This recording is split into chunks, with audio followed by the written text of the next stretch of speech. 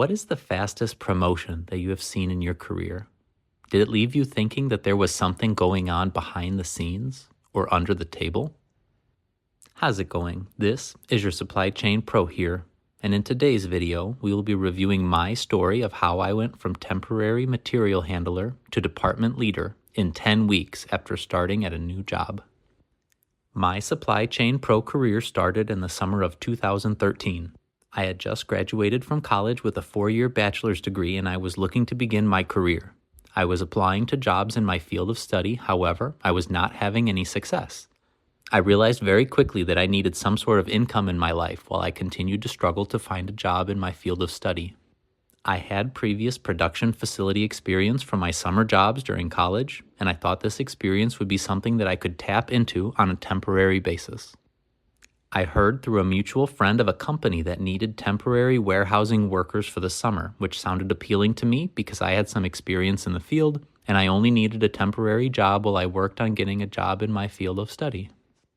I completed the 10-minute interview for this warehouse temporary employee position, and within a week I found myself on the first day at the new job. To explain a little about the company I was working for, it was a 1,000,000-square-foot facility that took, no joke, 7 literal minutes to walk from one end of the building to the other end of the building. This facility had over 100 dock doors, contained 3 different order processing departments, and would have been staffed with a mixture of approximately 150 company and temporary employees at this time of the year. My first day began with a brief orientation and introductions to my supervisor and my team. My department was one active gravity conveyor line with approximately 15 employees working along its length doing various steps of a process.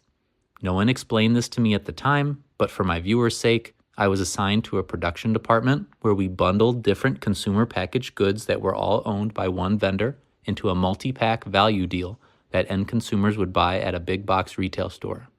My training consisted of being told where to stand and what component I needed to put where to fulfill my obligation for that step in the production process on the line. And that was really it.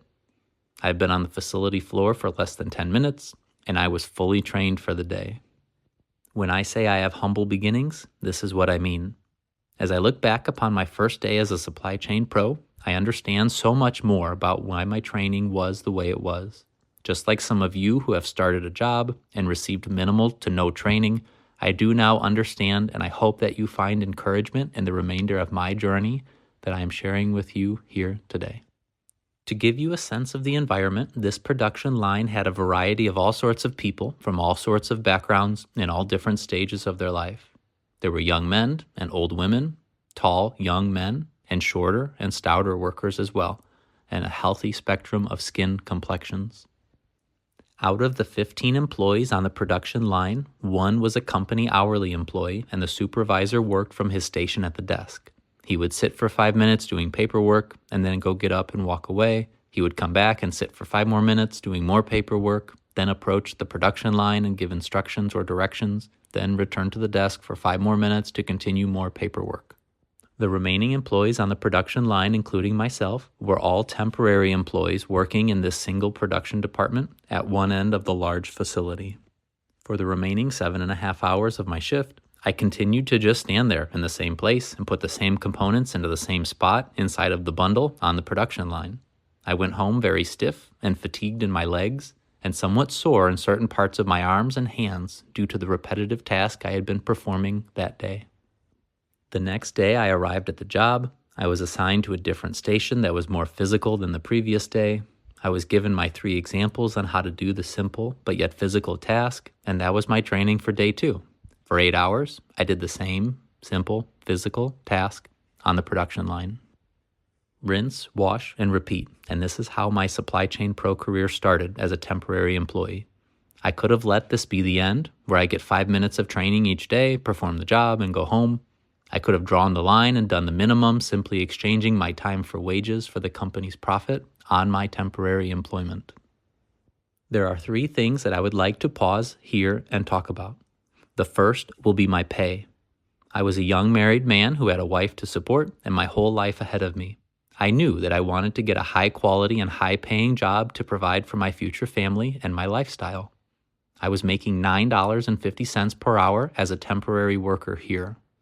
I was paid weekly, and before taxes, I was making $380 per week, and after taxes, this was closer to $280 if I had the opportunity to work my full 40 hours. Doing some quick math, that's approximately $1,000 a month and not nearly enough to live off of. Ambition to having a higher paying job or a salary did drive me as a motivating factor to seek success with this employer, even though I was a temporary employee.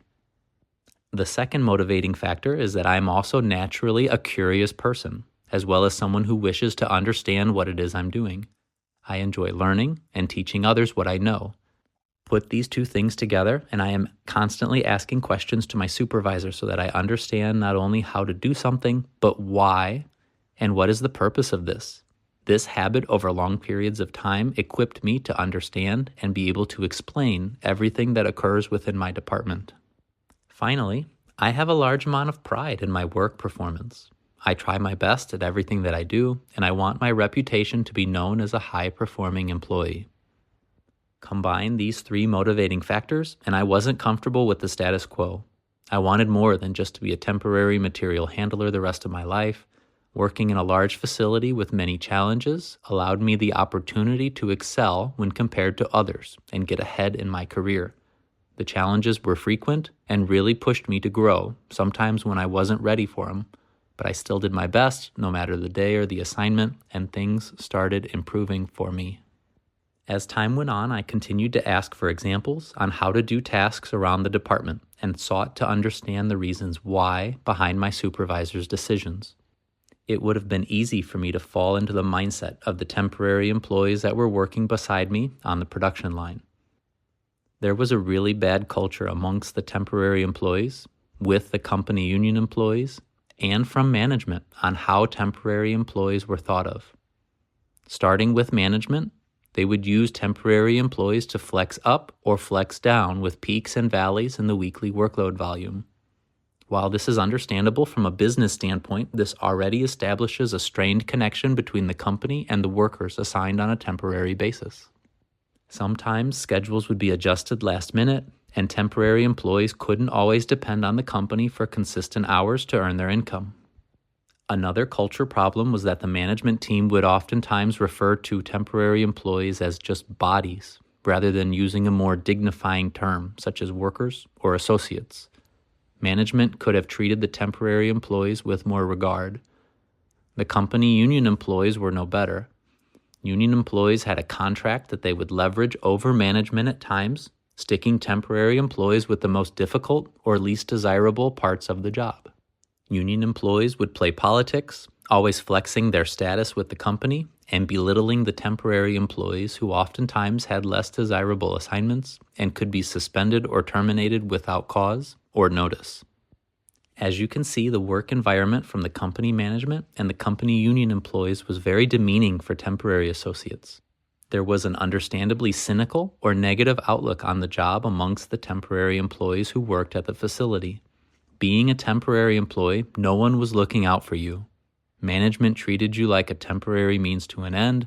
Company union employees spoke down to you and treated you like dirt. And while there was some social connection with other temporary employees who had no power at the company, or they had no say in anything really on the job, the only source of community was the fact that we all resented the company that we worked for. This was a terrible culture to work in, and I look back upon my time in this role with a lot of negative emotions because of how I was treated and how it made me feel each day. But there is always a silver lining to every cloud, a tail side of every coin, and your supply chain pro would not let this discouraging culture hold me back.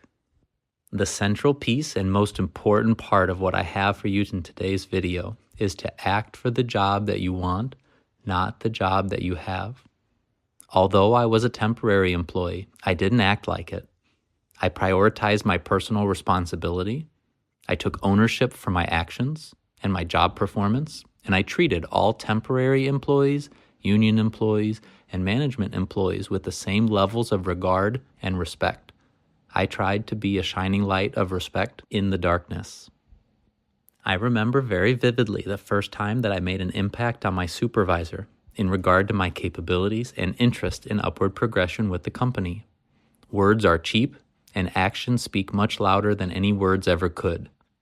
About 2 weeks into my temporary assignment, there was a moment where I saw an employee who was new looking around with nothing to do. We had just completed a production batch, and we were in between orders while we set up for the second run. I invited the new employee over to a messy stack of pallets and began training him on what to look for when sorting pallets into good and bad stacks. My supervisor saw us together, talking, and approached us, getting ready to break us up and give instructions, thinking that we were just socializing. As he got closer, I distinctly remember him stopping and looking at me, simply just observing and listening as I was training this new employee on the points to look for when evaluating a good or a bad pallet. The supervisor paused and looked puzzled for a moment and moved on to his next task once he realized what I was doing. I knew that the supervisor had observed me mentoring and training a new employee, and I further continued this training and the passing of knowledge on to other employees that needed it whenever I had the opportunity. Fast forward 3 more weeks, and I was continuing to grow and learn as a temporary employee with this company. I had learned all of the 15 different positions of the production line, and I was beginning to really make a positive impact on my department. I was building positive professional connections with my supervisor, and the results of the department were improving. I was learning so much about not only how to do the individual jobs on the production line, but also line leadership responsibilities to keep the line running at full speed. By week 10, our department's performance had increased from an average of 3,000 units per day to 4,000 units per day. That is an increase of 33%, and this increase was due to the combination of my supervisor's vision and my execution with the team members on the production line. Whenever I saw the line struggling, I would step in and be the difference, or use the expression to put the team on my back. My supervisor had been in discussion with facility leadership and was ready to offer me a permanent team lead position with the company.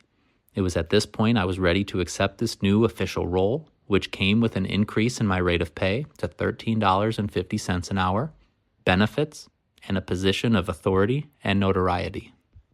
As you can see, in 10 weeks, I went from walking into a new job as a temporary employee, applying myself, doing my best, and I was promoted to a position of authority and responsibility relatively quickly, all things considering. If you have a story of a quick promotion in your career, comment down below. If you found value in this portion of my Supply Chain Pro journey, like and subscribe. This is your Supply Chain Pro, out.